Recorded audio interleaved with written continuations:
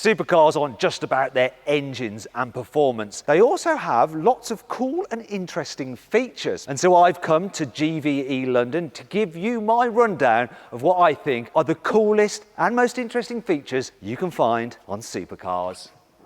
Oh, probably shouldn't sit on that. It's a bit expensive. Oh, or on this.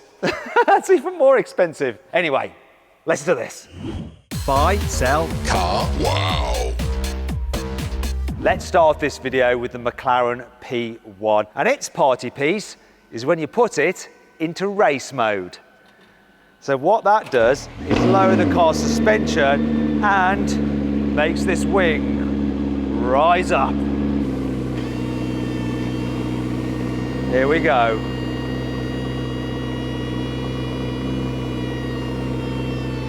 That is really quite pleasing. Another key feature of the McLaren P1 are hidden ways for opening stuff. So with the front boot, you have to release it on the key and then push in this button here. If you want to get inside the car, there's another hidden button just here. There we go. And your fuel filler is under this flap on the roof. And if you need to top up with oil, you might need to. It's a McLaren after all. That is under here. On the inside, the P1 has some unique buttons on the steering wheel. There's your DRS button to actually reduce drag from that wing for higher top speed. Then an I-Pass button for maximum performance. It also, rather weirdly, has 1, 2, 3 cup holders, even though there's only 1, 2 seats. Now, I must say, I really like this purple trim. Lovely. Next, we have the Lexus LFA, which has one of the best sounding cold starts of any car, thanks to its 4.8 litre V10. So let's start it. It's glorious. Amazing. On the inside, the LFA has some very strange buttons. Just look at these for controlling the electric seat. Bizarre. Then there's some odd placement of buttons. For instance, there's a button just back here. What is that for? Weirdly enough, it's for controlling the spoiler. Press it, they can make it go down. Or back up again. Question is though, why would you have that button here? What's that all about? If you think the position of the spoiler button is very odd, then how about this?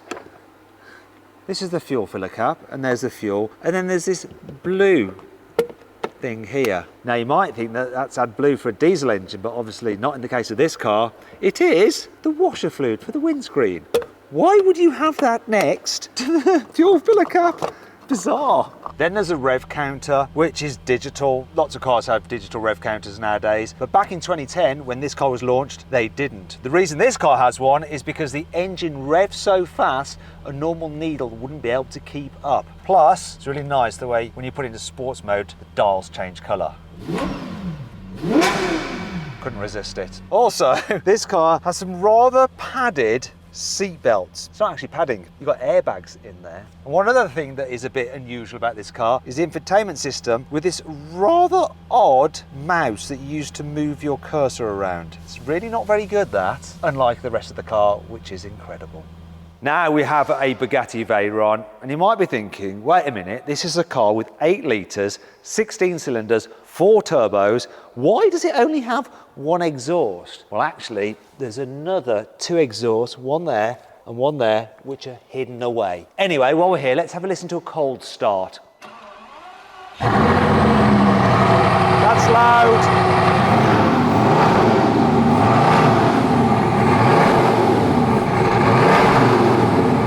Now you might be thinking the Veyron has 2 fuel tanks because you have what looks like 2 fuel filler caps. So here's 1, here's 2.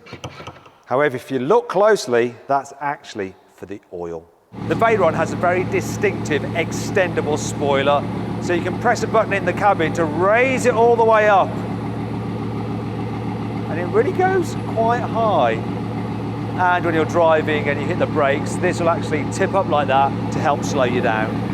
On the inside, the Veyron has 3 dials, and the dial on the left is actually your horsepower dial, and it goes all the way up from 0 to 1001, which is the horsepower output of this car's engine. When they were designing this car, they tried to make it as minimalist on the inside as possible. And that's why you have a clock here, but no buttons to set the time, because that would clutter up this dash. So to set the time, you actually have to open the glove box and then use these buttons over here.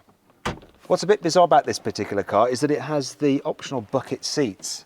They're carbon fibre, but look, for such an expensive car, we have manual adjustment. Though I have to say, this lever here for the backrest is solid metal. It feels exquisite, as does this part of the steering wheel, solid metal. On these switches for the windows, you've got leather on them and leather on the switches for the interior lights. One last thing to show you is this. The car comes with 2 keys. So there's the normal key for your ignition. However, if you want to access this car's top speed of 253 miles an hour, you have to take the second key and put it in here and turn it. Then what will happen is the car will do a series of safety checks. It will also lower it down and reduce the spoiler for less drag. And then you get a speed increase from the standard 236 to that full 253 miles an hour.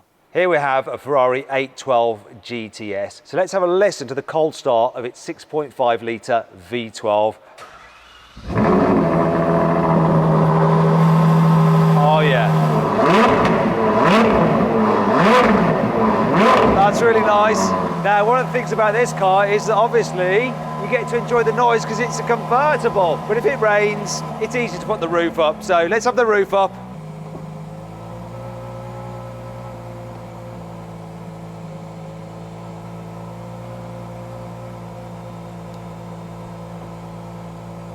Or rather theatrical. Slight issue with having the roof up though is that you can't hear the V12 quite so clearly. However, you can actually lower this rear window and there you go. You can keep your hair dry but still enjoy the noise from the engine. As with a Formula One car, you control everything pretty much through the car's steering wheel. So the indicators are on there, the lights, and you also have this little switch called the Manatino. And so you use that to choose your different driving modes, ranging from wet, sport, race, traction control off, or stability control off, where you're completely on your own. And that bonging sound was the warning to let me know that I am now on my own. So we'll just put that back into race. Another funny feature on this car is that it has adjustable suspension. However, in this Ferrari, it starts off stiff, and then when you press the button, it goes into bumpy road mode, which is softer. Most of the cars start off soft, then get stiffer. Last thing to show you is this. There's a little screen here for the passenger so they can see your speed and your revs. Cool. This is another V12 engine car. It's an Aston Martin Vanquish Zagato. So let's have a listen to the cold start. Go on. Oh, a bit deeper than the Ferrari.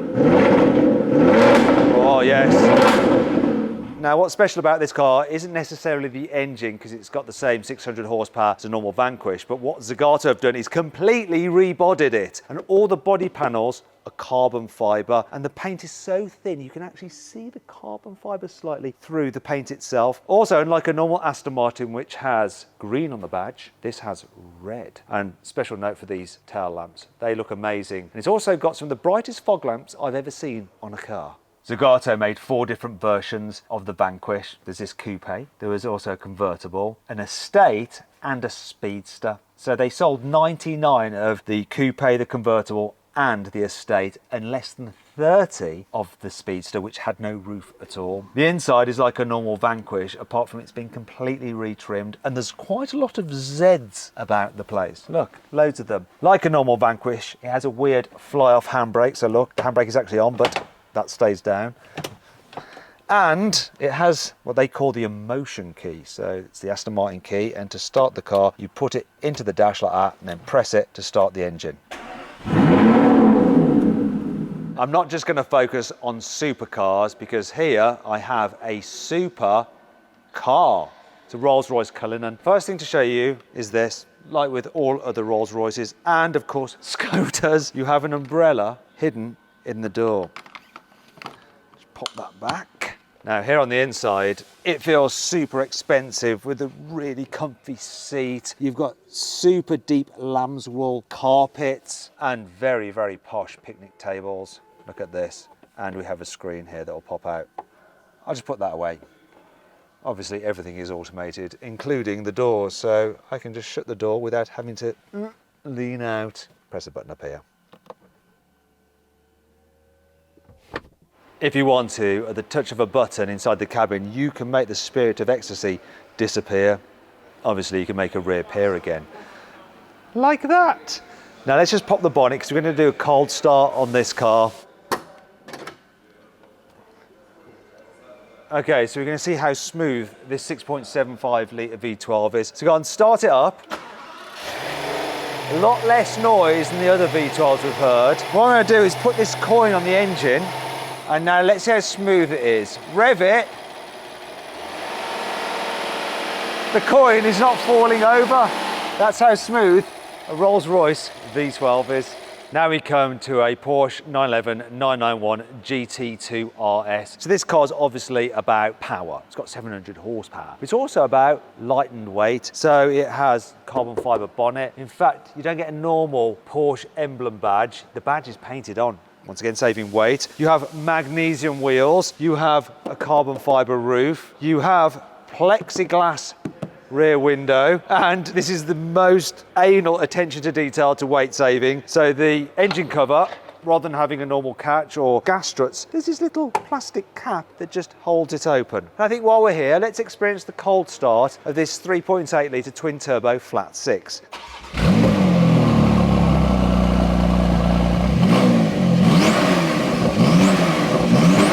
Oh, nice. Next up, we have a McLaren 765 LT, which is also about a combination of power and lightness. It's fitted with a titanium exhaust to help save weight. It also sounds good. Let's start it up, experience the cold start of this 4 litre twin turbo V8.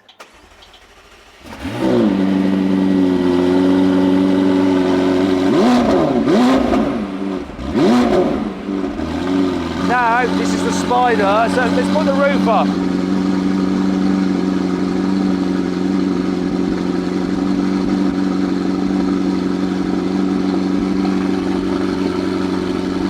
And just like with the Ferrari, you can lower the rear screen, so when it's raining you can hear the engine and exhaust, which doesn't sound as good as the Ferrari, does it? Not only can you make this car's roof go up and down, you can also make its instrument display go up and down. So if I press this button, we can go from that display to a more minimalist one like that. This is a Lamborghini Aventador SV, and it has a special cover over the starter button, a little bit like how a fighter jet has a cover over the fire button for the missiles. However, some owners found this a bit of a pain when they just wanted to start their car. So, for the Huracan, Lamborghini kept the cover, but the hole in it where you can read the word stop on the Aventador, they made it big enough here so that you could actually put your finger through it to actually start the engine without having to lift up the cover. Speaking of starting the engines, let's do cold starts. So start this Performante. Oh yeah, it's good. Whoa.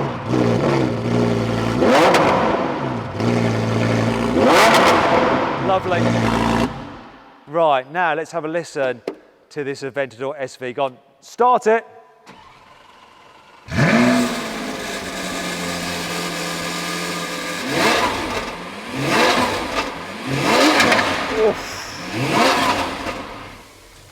Really special. However, what happens if you fit a Brook racing exhaust to the SV? Well, this car has that fitted. So let's hear the cold start on the V12 with this aftermarket.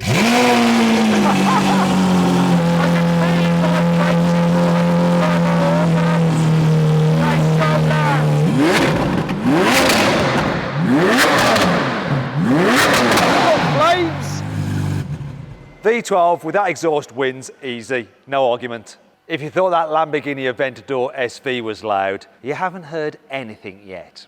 This is a Ferrari Enzo Ferrari, and it's fitted with a factory straight-piped racing exhaust. So let's hear this 6 litre V12 in all its glory. I'm going to move back.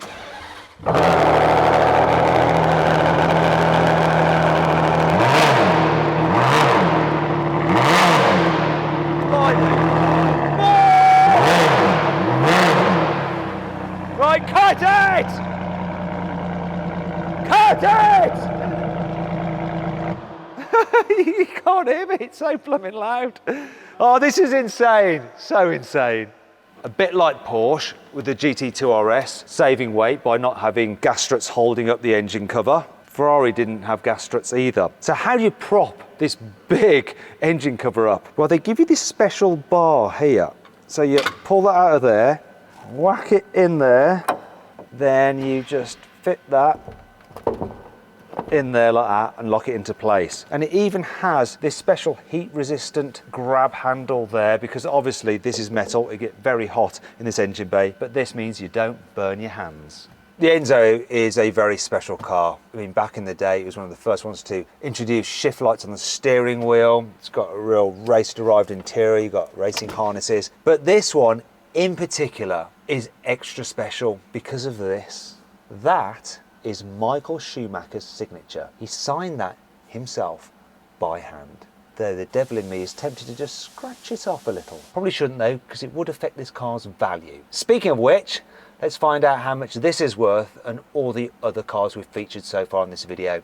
This is George, Sales Director at GVE London. So George, what I'd like you to do is for every car that I've filmed today, I'd like you to tell me the price that they're currently up at. And I also want you to tell me whether the prices of those particular vehicles are either going up, going down, or just stationary right now. Okay? Okay. It's not that straightforward, but I'll try my best to make it as let's keep short and sweet as possible. Let's keep it dead simple. I like simple. First car we saw was McLaren P1. What's the price of that car? 1.4 million. And what's happening with P1 prices? Rising. Okay. The next car, Lexus LFA. How much? 1.02. And what's happening with those prices? For the moment, static. Okay, static. I thought they might have been going up. Not that simple. Okay.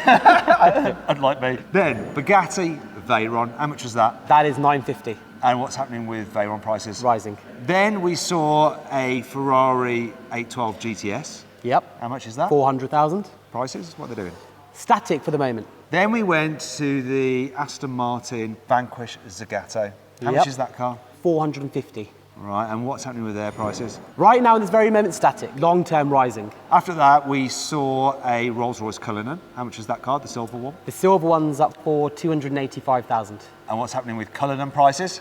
Unfortunately, dropping. Great bargain, though. Great bargain at 200 and how much? 285, which cost 360 brand new. Oh, that's good. So depreciation can work in your favour if you're buying used. Does it work in your favour if you're buying used with a Porsche 911 GT2 RS? It doesn't, no, because you're paying big money over list. Okay, And so how much is that car? That is £340,000. Right, and what's happening with those prices? In this very moment, static, but they were falling for the last couple of years. Oh, really? So they've just levelled off They're now? static at the moment, yeah, they're selling again. Then we had a McLaren 765 LT. How much is that car? Yeah, the Spider. 390. Those are static. They were rising for ages and now they've come to a sort of a plateau. Then we went and had a look at a bunch of Lamborghinis. First of all, a Huracan Performante Spider. That's 190,000.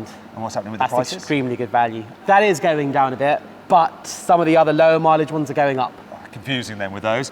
How about the blue SV over there? Rising. Okay, and what's the price of that one? That's 360,000. It's sold now. Okay, so can't have that one, unfortunately. No. And then, what about the black SV with the crazy exhaust? 360,000. Rising. Okay, so lots of the cars are still rising. Yeah, you have to take things into consideration that right now we're in a recession of a market. It's August, things aren't selling so great. However, supercar sales sometimes can extend up to a month or 2 months. And I think if you look at it over the duration of 2 months, most of these cars will rise. Finally then, one that I think has got to be rising regardless, the Enzo. That is not for sale. However, it's been parked up in the showroom and since we've parked it up, it's gone up in value by 2.5 million. So it came in at 1.3 million and the car right now, valued for insurance purposes, is 3.5 million. Wow, definitely that one's risen. Are they still rising at the price of those Enzos? I mean, if you're talking about today from last month, no. However, give it another 2 or 3 months and they will. Okay, well, there you go. So rather than get poor George to do a load of maths to add up the total value of all the cars we've seen today, we're going to show it on screen now. Anyway, I hope you enjoyed the video. If you did, give it a like. Let me know which of all the cars you've seen is your favourite by voting in the pinned comment. If you want to watch some more videos, you click on those windows there.